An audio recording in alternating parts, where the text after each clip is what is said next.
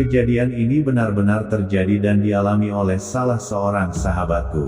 Saat itu, Sobirin yang kala itu masih duduk di bangku kelas 1 SMP, sedang asik tidur-tiduran sendirian di sebuah musola tua milik keluarga yang terletak tidak jauh dari rumahnya.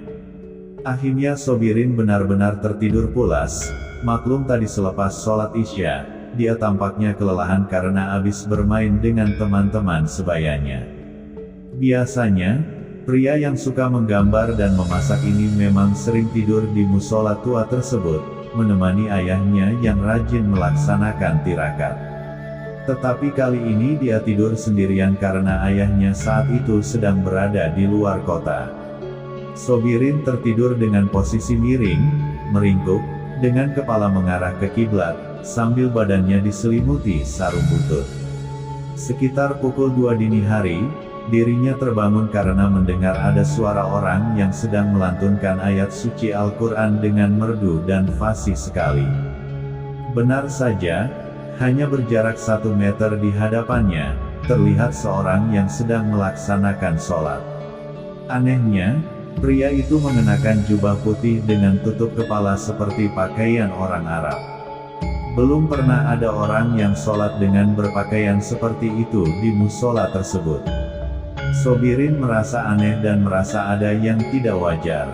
Matanya lalu melirik ke arah pintu musola, ternyata pintu itu masih tertutup rapat.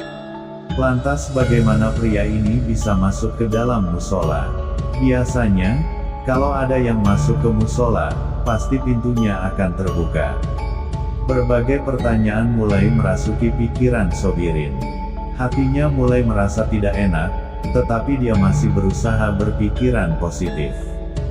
Tanpa disadarinya, sholat pria yang di hadapannya itu sudah memasuki tahap akhir. Tak lama kemudian kepala pria misterius itu perlahan menghadap ke kanan sambil mengucapkan salam sebagai tanda penutup sholat. Assalamualaikum warahmatullahi. Sontak wajah pria berjubah putih itu terlihat oleh Sobirin. Subhanallah, ternyata wajahnya terlihat datar, tanpa ada mata, mulut maupun hidung. Matanya hanya terlihat polos, putih bercahaya persis seperti lampu taman yang berbentuk bulat. Allahu Akbar, teriak Sobirin yang kaget bukan kepalang. Mata Sobirin terbelalak seperti mau keluar. Kedua tangannya berusaha menutupi wajahnya yang terlihat sangat ketakutan. Tubuhnya menggigil seperti orang yang sedang kena panas tinggi. Sesaat kemudian Sobirin tidak ingat apa-apa lagi, dirinya terlelap tak sadarkan diri. Mendekati waktu subuh, beberapa pria mulai berdatangan ke musola tua itu. Mereka terkejut mendapati seorang anak kecil yang sedang tertidur dengan posisi yang tidak wajar. Terlihat anak remaja itu tubuhnya meringkuk, namun kepalanya terlihat sedang memandang sesuatu dengan mata terbelalak. Kedua tangannya tampak sedang berusaha menutupi wajahnya. Tubuhnya kaku seperti robot. Para jemaah musola itu berusaha membangunkan Sobirin yang masih terbaring pingsan, namun tak seorang pun yang berhasil menyadarkannya. Dia tetap terbujur kaku, tidak bergerak sama sekali kecuali napas dan detak jantungnya yang terdengar agak cepat seperti orang yang sedang berlari. Tidak lama kemudian, masuklah seorang pria tua yang berjalan dibantu tongkatnya. Pria tersebut tidak lain adalah Pak Haji Ahmad, sesepuh desa yang paling dihormati.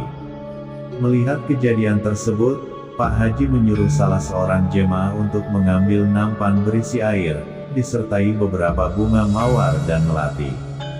Setelah itu dibacakannya beberapa doa yang diambil dari beberapa ayat suci Al-Quran. Air dari nampan tersebut lantas diusapkan ke muka Sobirin. Hanya dalam tempo beberapa detik, tubuh Sobirin menjadi lemas dan dirinya sadar kembali. Sobirin heran melihat banyak orang mengelilinginya. Setelah sadar apa yang terjadi, dia lalu menceritakan semua kejadian yang baru saja dialaminya. Sejak saat itu dia tidak berani lagi tidur sendirian di musola tua itu, kecuali jika bersama ayah atau teman-temannya.